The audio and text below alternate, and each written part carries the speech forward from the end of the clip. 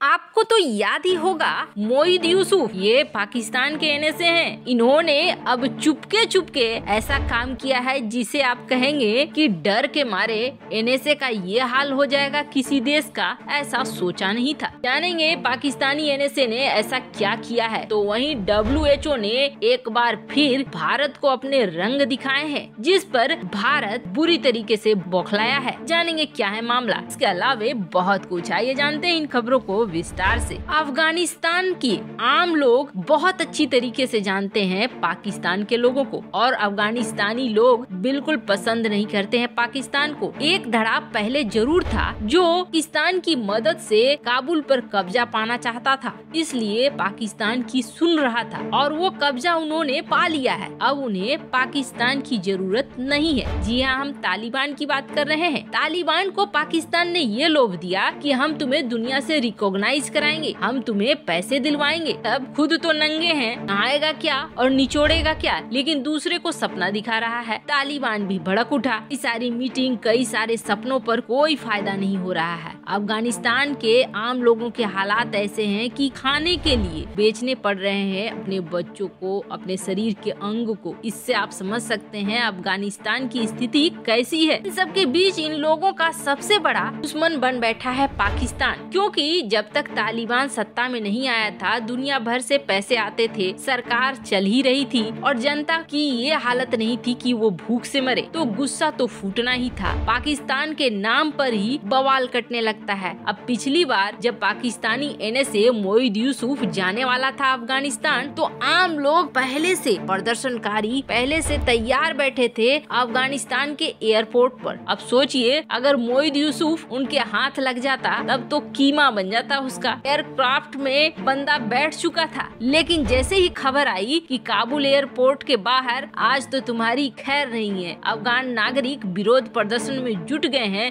वैसे ही एयरक्राफ्ट से वापस लौट आया और दौरा रद्द कर दिया। तब पाकिस्तान ने ये कहा था कि खराब मौसम था, इसलिए मोईद का दौरा टाला गया। लेकिन पाकिस्तान के ही 2 जर्नलिस्ट ने सरकार के दावे की धज्जियां बिखेर दी और कहा कि जी नहीं, अफगानिस्तान में पाकिस्तान के खिलाफ बेहद नफरत है। यूसुफ के दौरे से पहले ही वहाँ बड़ी तादाद में लोग एयरपोर्ट में जुट गए थे। बदनामी की वजह से ये दौरे को रद्द किया गया। आपको बता दें, अब तालिबान का भी गुस्सा मोईद के ऊपर है। ये गुस्सा क्यों है? तो जब एक मीटिंग हो रही थी पाकिस्तान की संसद में, स्टैंडिंग कमेटी की मीटिंग, उसमें ये कहा था मोईद ने कि अफगानिस्तान की जमीन इस्तेमाल कर रहा है TTP यानी कि तहरीके तालिबान, और हम पर लगातार हमला कर रहा है। अफगानिस्तान से सपोर्ट मिल रहा है और अब तो तालिबान हमें कांटेदार तार भी नहीं लगाने दे रहा है। तालिबान ने कई जगह फेंसिंग बुलडोजर्स के जरिए उखाड़ दिया है। ये गलत हो रहा है। तालिबान इससे और ज्यादा नाराज था, पर फिर भी तालिबान को मनाने के लिए किसी तरीके से चोरी छुपके पहुंचा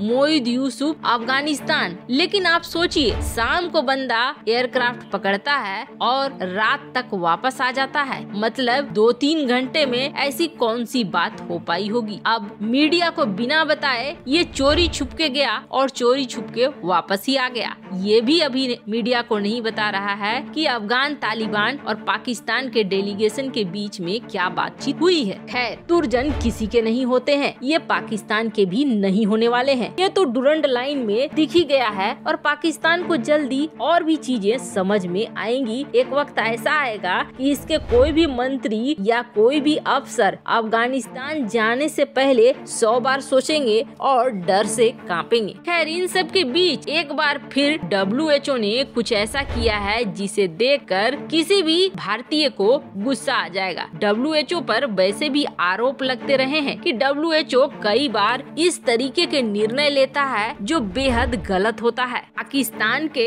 कई इलाके हैं जिस पर भारत का दावा है, तो वहीं पाकिस्तान के कई ऐसे इलाके भी हैं जो उससे अलग होना चाहते हैं। वैसा ही कुछ हालात चीन का भी है। चीन को अगर आप देखेंगे, चीन तो दूसरे की जमीन कब्जा कर ही बना है। चीन के असली मैप की बात करें करेंगे तो चीन की जमीन मात्र इतनी सी है, जबकि इसने अगल बगल सबका Afghanistan, inner Mongolia, Xinjiang, Tibet ये सारे इलाके को चोरी करके दूसरे की जमीन को कब्जा करके इतनी बड़ी जमीन बनाई है। और इनमें से कई ऐसे इलाके हैं जो भी अभी भी अंतर्राष्ट्रीय स्तर पर एक बड़ा मुद्दा है। ऐसा नहीं है कि ये मुद्दा खत्म हो गया है, बल्कि ये मुद्दा अभी भी चल रहा है। तिब्बत अभी भी आजादी की मांग कर रहा है, पर चीन की WHO में कुछ इस तरह की पैठ है कि WHO चीन के इशारों पर कुछ हद तक तो जरूर नाचता है। ये हमने तभी देख लिया था जब वुहान से ये नायाब हीरा निकला था और इस हीरे ने पूरी दुनिया में तबाही मचाई थी। WHO ने किस तरीके से चीन की मदद की थी, ऐसा लगता है जैसे WHO के चीफ की चीन के नाम पर ही हालत खराब हो जाती है। वही करता है जो चीन चाहता है, या फिर इतना खा रखा है कि चीन के इशारों पर नाचने को मजबूर है। इसका प्रमाण आप देखिए, ये है WHO की चीन की मैप। WHO की चीन की मैप में आपको कहीं क्या कोई